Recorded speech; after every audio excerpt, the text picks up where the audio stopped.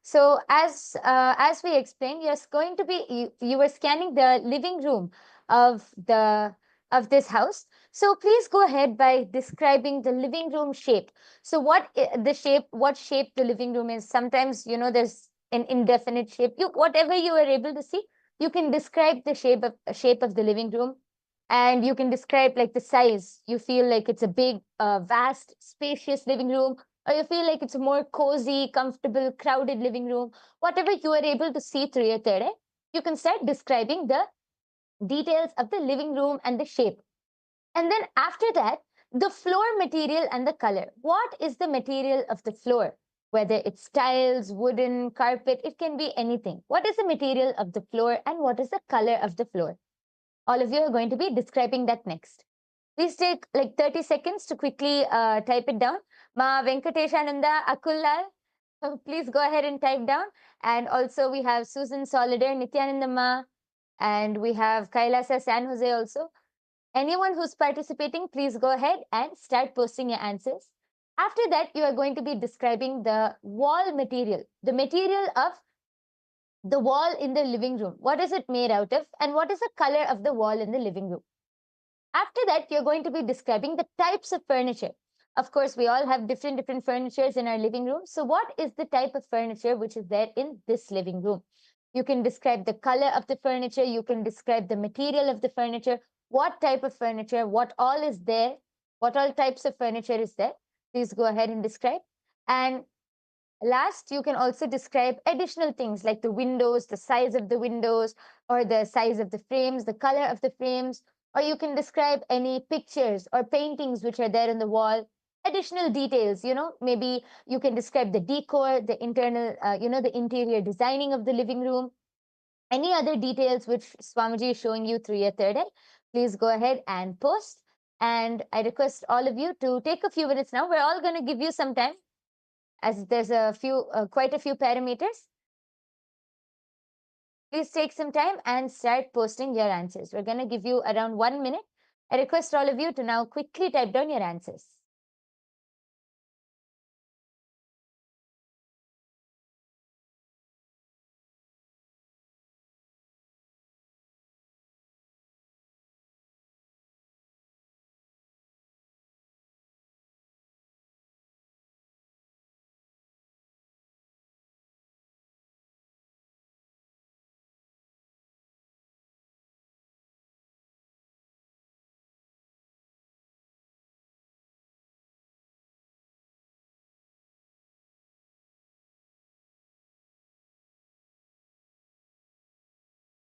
Nityananda Paramashivoham.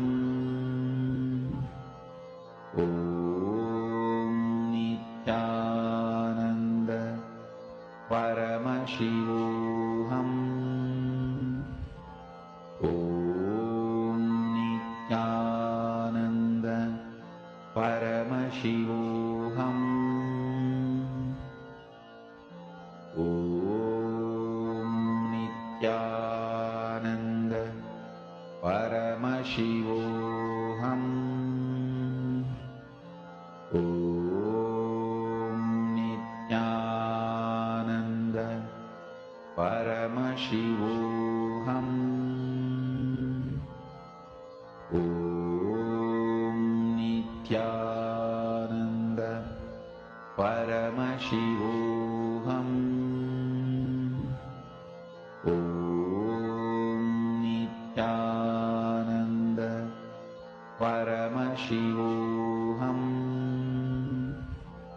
Om Nityananda Paramashivoham.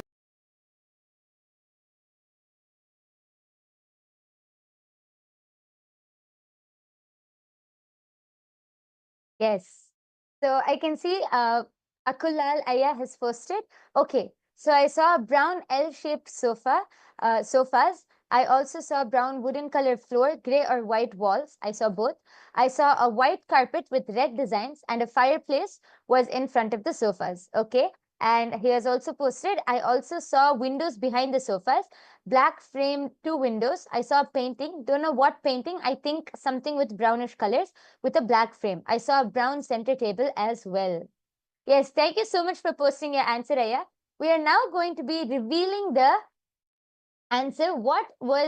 How is this living room look like, and what is the answer? Yes. So all of you are going to be able to see the 3D view, the 3D version of this. Yes.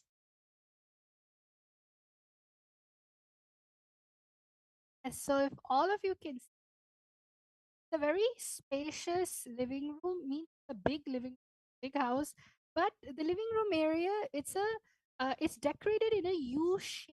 What does U shape mean? On all sizes, there's a chair.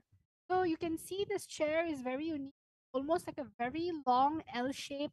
It has like a marble granite table, a rectangle marble granite table in the middle of it.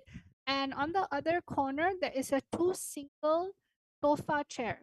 The material that is being used on the actual sofa is almost like linen and maybe cotton even. It's very soft looking, and there's actually the whole flooring of this house is a vinyl flooring. It's a wooden vinyl flooring, means it's like covered. It's not actual. Um, Actually, it is wooden flooring. You can see over here. Yes, and it's shine. There's a gray color brown carpet. So whoever saw that the theme was brown in color, amazing. There is a fireplace. Yes. So my yoga prana, whoever mastered said fireplace, it's correct. There's actually a very unique fireplace that's there, and there's still wood that's inside of it. There's a mounted wall TV, and it's a very open living room where a lot of sunlight is actually coming in. So if you can see over here, as we're doing the virtual tour, the whole room is being shined with, and right outside the living room, there's a beautiful um, swimming pool area. And over here, you can see the whole shape of the actual living room. The brownish gray carpet, the granite rectangular marble table right in front, an L shape, a very, very long L shape sofa with lots of pillows, brown, orange, leopard. There's a, oh, look here, there's very cute two black fur um, stools. Not really a sofa, it's a stool, you know. And then there's a lamp, one small lamp table that's over there on the side. It's black in color. And Most of the furniture is white and cream. There's a very unique, oh, whoops, there's a very unique wooden table on the side. There's a cupboard. I mean, there's a glass cupboard over here, which has all the antiques, special books, and an hourglass. There's also a huge painting. So a lot of you saw painting, vases. Yes, a lot of unique, what do you call it, furniture and unique items that they actually keep in place. And it's a very elegant living room. Actually, it's very elegant. There's two chandeliers at the top. You can. It's a very um, circular shape chandelier. It's nothing dangling, but it's more circle. So yeah, my yoga prana, who is it that actually manifested the most when it came to the living? actually, Akul Lalaya has gotten many points. Actually, Aya said it was a brown sofa, which was an L shape, but Aya got the shape correct. As you can see, it is a L shape. Actually, I think Akul Lalaya mixed up the colors. He said that the floor was white in color and the sofas were brown, but it's actually the opposite. And Aya also saw white carpet, but it's a gray carpet. But one very important thing which Aya mentioned was he saw a painting, and then he said, I don't know what the painting is, but something in brownish colors.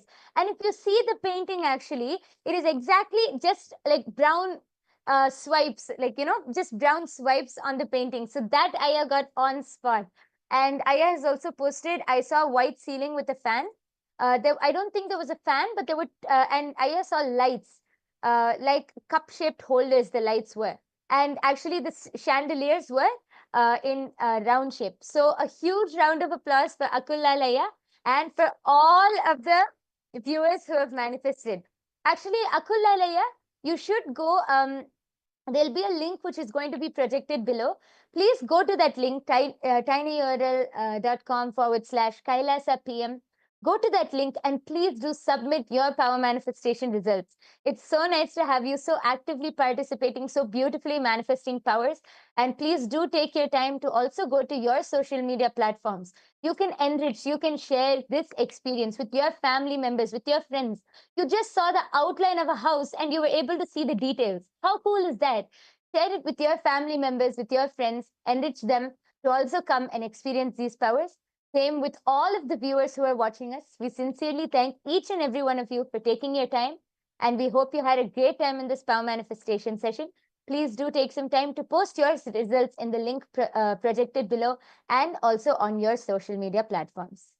So, and actually, another very exciting announcement for all of you who want to manifest more and more powers. This is just the power of remote vision, and this was already so exciting.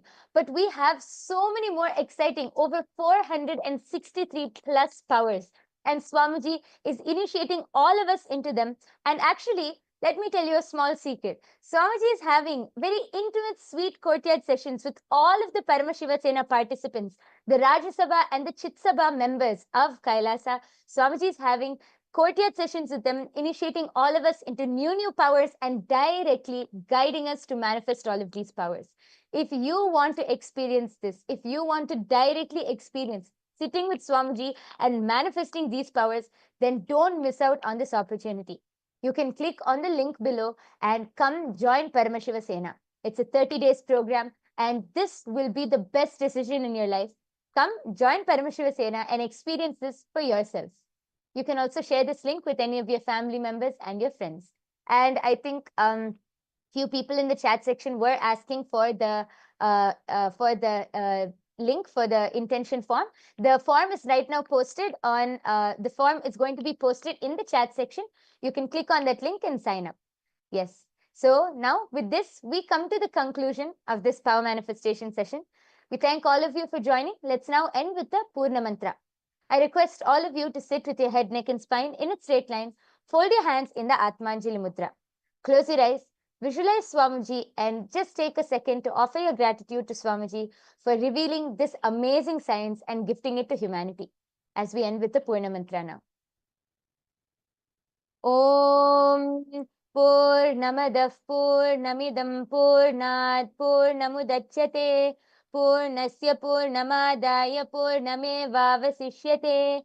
Om Shanti Shanti Shanti Harihi Om Tat Sat. Sarvam Bhagavat Sri Nityananda Paramashiva Padukarpanamastu. Om Nityanandam. Thank you, everyone.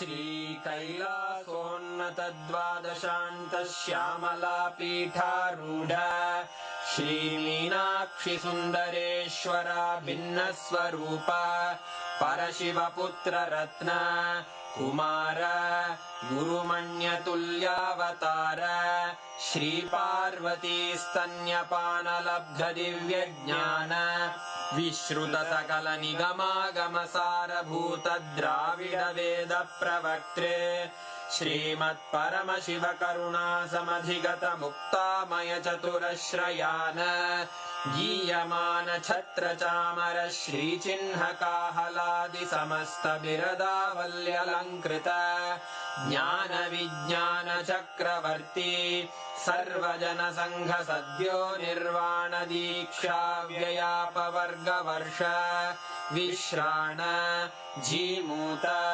परमतकलभकेसरी शैवसिद्धान्तस्थापनाचार्य श्रीराजाधिराजपाण्ड्यमहाराजगुरु क्षपणशाक्यादिमहान्धकार निवारण ज्ञान भानु वीक्षणानर्हार्हध्वजोच्छेदन पूर्वक श्रीमद्वृषभध्वजस्थापक शैव समयकर्त्रे सर्वज्ञपीठारूढ श्रीजगद्गुरु श्रीज्ञानसम्बन्धदेशिक स्वामि वागीश सुन्दर माणिक्यवाचक स्वामिनाम् अवतारभूत श्रीज्ञानसम्बन्ध स्वामि पुनरुद्धृत श्यामलापीठ सर्वज्ञपीठ त्रिनवत्युत्तरद्विशततम गुरुमहासन्निधान अरुणगिरियोगीश्वर परम्परागत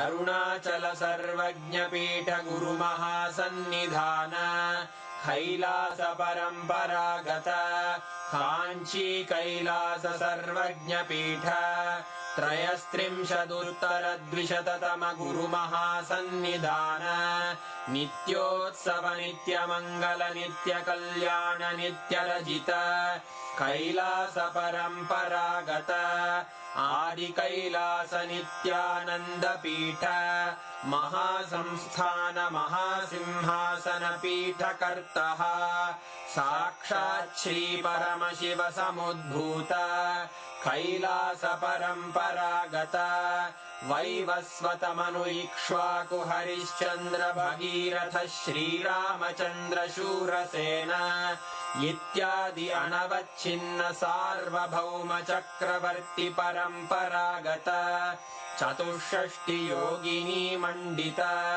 चतुष्षष्टि सम्प्रदाय प्रवर्तक मनुधर्मशासन सूर्यवंश प्राप्त सर्वज्ञपीठ सुराङ्गी साम्राज्य मूर्धाभिषिक्त चूडामणे साक्षात् श्री परमशिव समुद्भूत कपिल महागुरु पुनरुद्धृत महानिर्वाणिपीठ अष्टोत्तर सहस्र श्री महामण्डलेश्वर साक्षात् श्री परमशिव सिंहासनाभिषिक्त समस्त गणनायक श्री महागणपति समारंभ अनवच्छिन्न पीठाधीश्वर गुरु परंपरा प्राप्त अटल पीठ अष्टोत्तर सहस्र श्री अटल पीठाधीश्वर धर्म मुक्ति स्वर्गपुर स्वर्ण पीठ त्रयोविंश गुरु महासन्निधान कैलास परम्परागत आदिपीठ सर्वज्ञपीठ जगद्गुरो श्री कैलास पुनरुद्धारक श्री कैलास परमाचार्य श्रीमत्परमहंस परिव्राजकाचार्य वर्य सच्चिदानंद प्रणव स्वरूप श्रोत्रिय ब्रह्मनिष्ठ श्रीमज्जगद्गुरु श्रील श्री भगवत् श्री नित्यानंद परमशिव श्री ज्ञान संबंध देशिक परमाचार्य स्वामिन् अत्रागत्य परिपाल्य च अस्मान् विज्ञान वितरणेन विजयी भव जय जय